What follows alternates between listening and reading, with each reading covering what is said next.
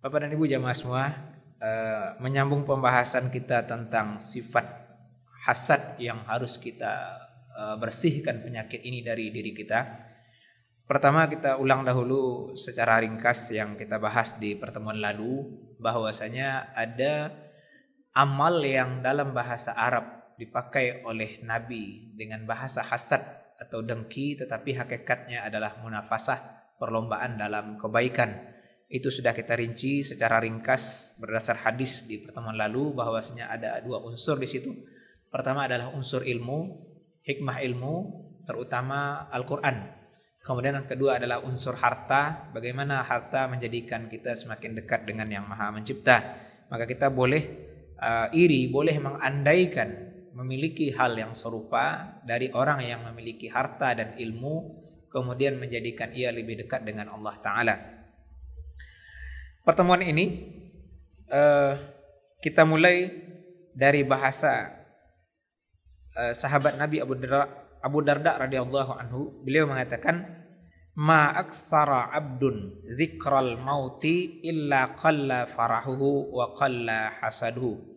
Di sini sedikit kita catatkan bahwasanya Allah membukakan ilmu kepada orang-orang soleh, kepada para walinya. Maka di sini walaupun bukan nabi, tapi kata-kata hikmah mendalam itu bisa muncul dari lisan sahabat, tabi'in, tabi'in dan juga banyak orang-orang soleh. Termasuk bahasa beliau ini, tidak ada seorang hamba yang memperbanyak ingat mati, melainkan akan berkurang dari dirinya dua hal.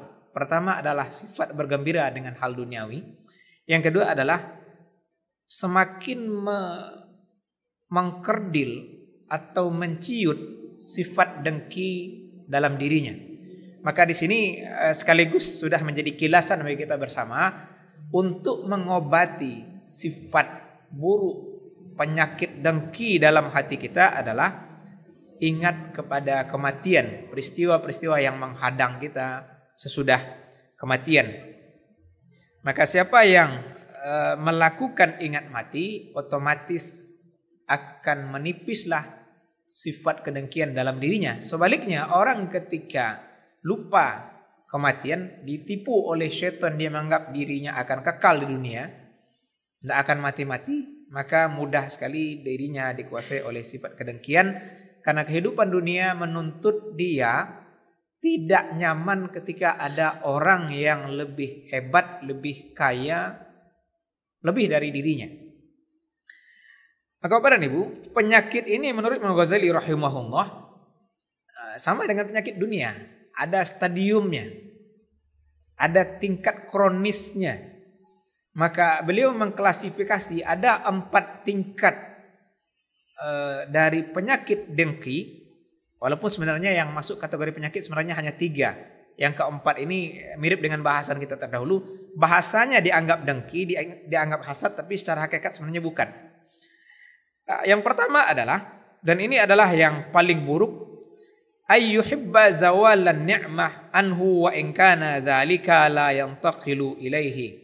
Orang yang dengki ini senang nikmat hilang dari orang yang dia dengki, walaupun nikmat itu tidak berpindah ke dia. Itu penyakit yang paling berbahaya, stadiumnya dari kedengkian atau dari sifat hasad. Kita ulang, orang senang nikmat hilang dari seseorang yang dia dengki, walaupun nikmat itu tidak pindah kepada dirinya. Itu sangat mengerikan.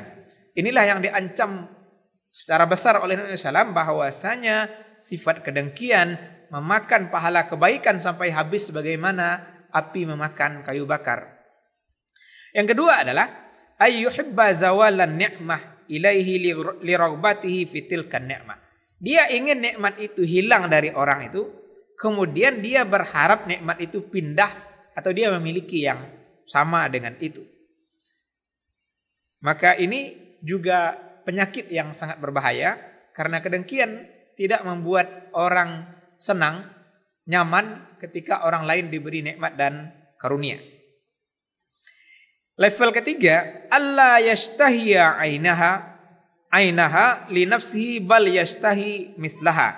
Fa in ajaza an misliha ahabba zawalaha kay la yazhar at-tafawut bainahuma. Yang ketiga ini juga masih berbahaya. orang ini tidak menginginkan nikmat itu langsung gitu, untuk dirinya, tapi yang dia inginkan adalah yang semisal.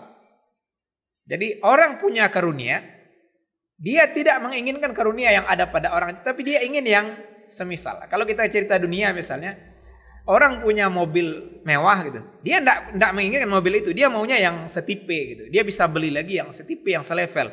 Masalahnya adalah ketika dia tidak berhasil memiliki yang setipe, kalau kita ambil merek-merek yang terkenal misalnya Pajero begitu. Ada orang punya Pajero, dia tidak menginginkan Pajero orang itu, dia pengennya yang setara, mungkin Pajero juga, mungkin merek lain yang selevel.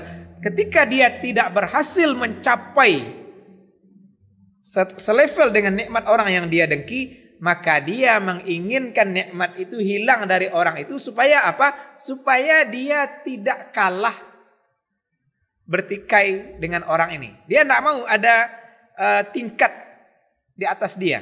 Dia maunya kalau dia susah, orang itu juga susah gitu. Dia maunya selevel. Ini juga masih penyakit yang berbahaya.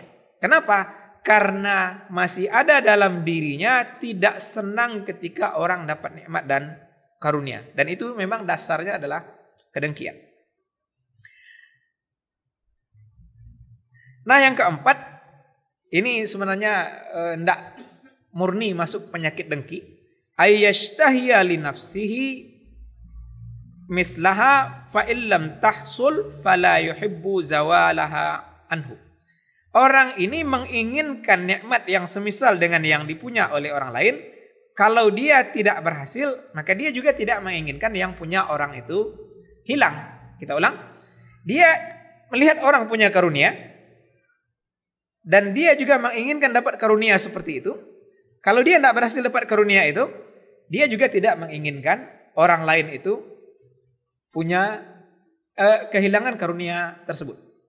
Dari sudut pandang ini, itu bukan hal yang tercela, tetapi permasalahannya adalah ayat Quran melarang kita mengandaikan punya seperti yang dimiliki orang lain untuk hal duniawi. Kita baca ayat dalam surah An-Nisa, a'udzubillahi minasyaitonirrajim, wala tatamannau ma faddalallahu bihi ba'dakum ala ba'd.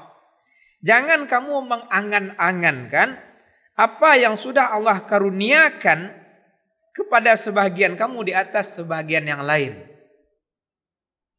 Jadi ketika Allah memberi karunia, ya sudah redho saja. Orang itu diberi itu redho saja. Tidak perlu kita mengangankan punya seperti dia. Kita tetap berjalan dengan garis kita. Kemudian berapa yang Allah beri kita redho. Inilah kebahagiaan kelapangan hati seorang mukmin. Nah ini Bapak dan Ibu jamaah semua, berbeda dengan hal ukhrawi. Ketika kekayaan mendekatkan orang kepada Allah Ta'ala. Ketika ilmu dan Al-Quran mendekatkan orang kepada Allah Ta'ala. Sebagaimana yang kita bahas pertemuan lalu. Maka mengangankan, mengandaikan, mengharapkan, mengusahakan untuk kita bisa seperti itu adalah hal yang terpuji. Tapi kalau untuk hal duniawi, tidak. Jadi kita mengangankan. Orang punya Pajero, saya juga pengen punya Pajero. Itu kita hanya berwawasan dunia. Dan itu tidak terpuji berdasar bahasa ayat secara umum. Jadi sekali lagi jamaah semua, untuk hal duniawi tidak ada ruang sebenarnya perlombaan. Kecuali hal duniawi itu mendekatkan orang kepada yang maha mencipta. Maka orang yang kaya raya, berlebih hartanya, dia gunakan untuk semakin dekat dengan Allah Ta'ala. Menjadikan dia orang yang rajin berzakat. Menjadikan dia orang yang peduli dengan semua muslim. Menjadikan dia orang yang menyokong jihad fisabilillah. Menjadikan dia orang yang rajin bersedekah.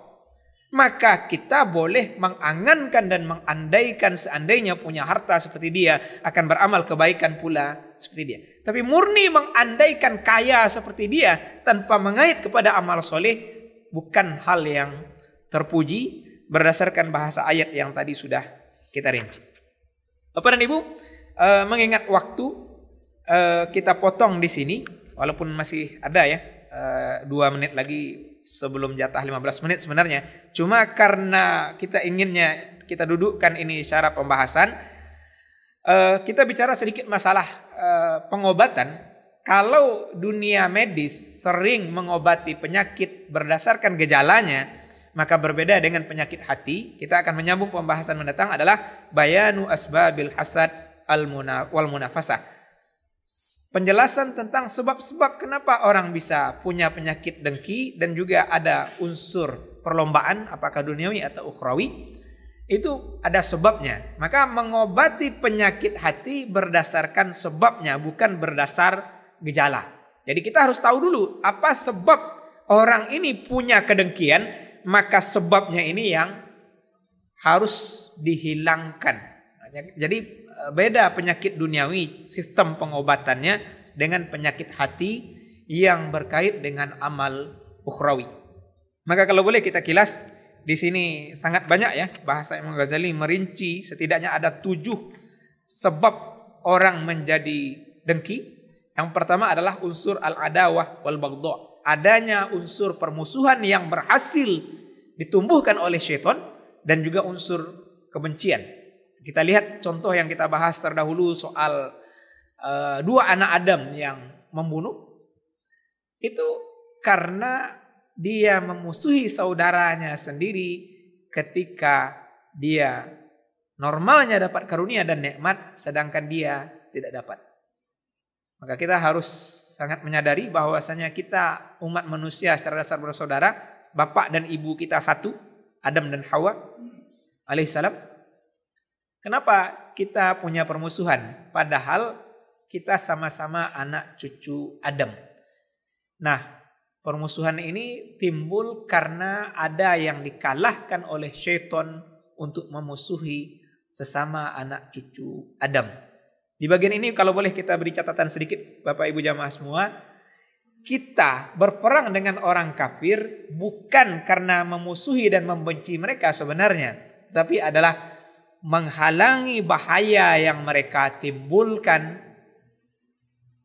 terhadap kemanusiaan, terhadap umat dan hamba-hamba Allah Ta'ala. Makanya di Islam tidak boleh memotong-motong anggota tubuh. Karena menghentikan bahaya mereka cukup dengan membunuh. Ya udah kalau dia sudah mati selesai. Tidak ada dalam Islam membolehkan memotong-motong anggota tubuh orang walaupun di medan perang. Nah, ini kita dudukkan bahwasanya penyakit permusuhan dan kebencian bibit paling besar menjadi sumber atau sebab kedengkian. Dengan waktu kita cukupkan. Subhanakallahumma bihamdika nasyhadu an la ilaha illa anta nastaghfiruka wa natubu ilaik. Amin ya rabbal alamin. Semoga dengan rincian ini kita mulai berbenah memperbaiki diri supaya tidak ada penyakit-penyakit ini dalam diri kita. Assalamualaikum warahmatullahi wabarakatuh.